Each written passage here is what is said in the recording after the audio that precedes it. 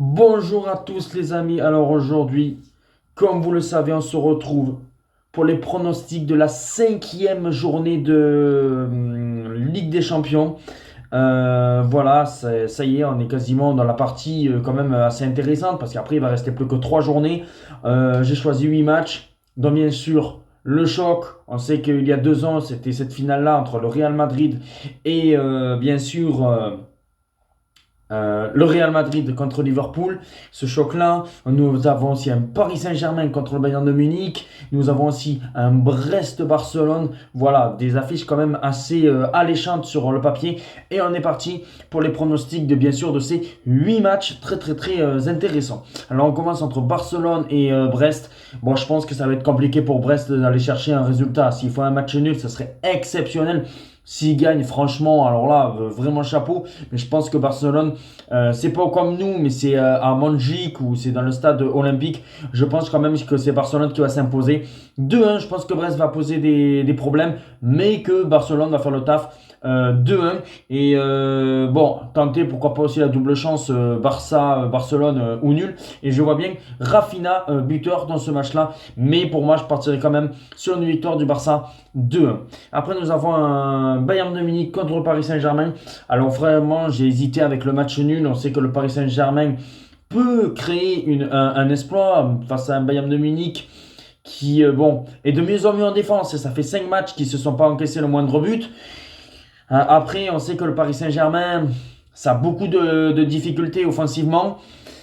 Pour moi, je passerai quand même sur une victoire du Bayern de Munich 2-1. Je pense que le Bayern de Munich est supérieur à ce Paris Saint-Germain, mais on n'est pas à l'abri aussi d'un match nul, peut-être 1-1 ou 2-2. Mais moi, je partirai aller sur une victoire du Bayern de Munich 2-1 avec un but de Harry Kane. Même si le Paris Saint-Germain est imprévisible et il peut créer peut-être la sensation, mais moi je pense que le Bayern va faire la différence 2-1 avec un but d'Harry Kane. Nous avons un Inter Leipzig. Alors Leipzig, c'est quand même assez dramatique. Là, pour quasiment se qualifier au moins en barrage, il devrait gagner 3 matchs. Ça paraît très compliqué, surtout là, face à cette équipe de l'Inter qui est très très bonne.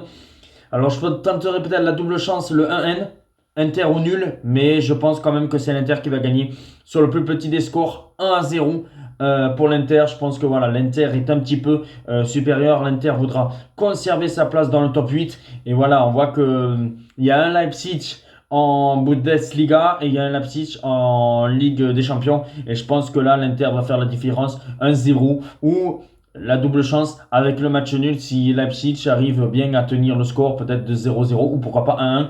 Mais je partirai quand même sur un 1-0 pour l'Inter. Après, nous avons le Sporting contre Arsenal. Je vois un match spectaculaire. Je pense qu'on va assister à un match où il y aura pas mal de buts et je partirai sur un 2 partout entre le Sporting et Arsenal. Et je vois Gyökeres buteur.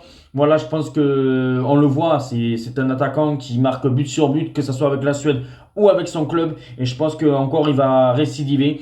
Et je pense que voilà, 2-2. Et pourquoi pas côté Arsenal, Saka qui pourrait marquer sur un penalty ou un but dans le cours du jeu. Je partirai sur un match nul de 2. Aston Villa contre la Juventus. Pour moi, je partirai sur une courte victoire de la Juventus 1-0. Voilà, je pense que la Juve va un petit peu se réveiller. Aston Villa, ça a fait très mal la défaite contre Bruges. Je pense que là, la Juve va le faire 1-0. Bologne-Lille, victoire de Lille 2-1. Je pense que ça va être un petit peu compliqué pour les Lillois, mais je pense que Lille va quand même faire le taf. Voilà, on sait que Bologne, c'est pas un foudre de guerre. Je pense que Lille va faire le taf. Victoire 2-1. Je pense même pas que Lille va faire un match nul. Je pense que réellement, ils vont gagner. Et victoire 2-1 de Lille. Monaco-Benfica, pour moi, Monaco-Benfica, je partirais, ouais, j'ai vraiment hésité. Pourquoi pas la double chance, le 1N entre Monaco ou nul. Mais allez, je partirais plus sur un match nul 1-1. Parce que Benfica, c'est quand même assez compliqué. Même si potentiellement Monaco peut s'imposer et gagner aussi 2-1. Mais bon, voilà, je dirais plus un match nul 1 partout entre Monaco et Benfica. Mais tenter aussi la double chance, Monaco ou nul. Et on termine bien sûr par le choc, comme je l'ai dit, entre le Real Madrid et Liverpool. Liverpool-Real à Anfield. Alors je pense que potentiellement tu peux peut-être avoir un match nul. Potentiellement tu peux avoir peut-être aussi une victoire de Liverpool. Je pense que ça va être très compliqué que le Real s'impose. Alors après, si le Real gagne, ça sera un petit exploit parce que Liverpool actuellement est très très fort. C'est la meilleure équipe en Europe. Alors après, oui, certes, le Real Madrid a gagné ce week-end. Le Real Madrid est un peu mieux. Mais bon, je pense que quand même, je partirais sur un 2-2, 3-2 pour Liverpool. Je pense que Liverpool est un petit peu plus supérieur à ce Real Madrid. Et voilà, après tenter la double chance, comme je le répète, Liverpool ou le nul. Quoi? Et moi, je partirais, ouais, voilà, avec des buteurs. Mohamed Salah, buteur pour Liverpool. Et pourquoi pas tenter la grosse cote du doublé de Kylian Mbappé. Je pense que Kylian Mbappé peut aller chercher ce doublé pour sa confiance. Ça serait super. Et voilà, je tenterai, pourquoi pas, la petite surprise, le doublé de Kylian Mbappé. Dites-moi en commentaire si vous êtes d'accord avec mes pronostics. Voilà, on va essayer d'en avoir au moins 4 ou 5 bons pronostics sur 8. Ciao les amis.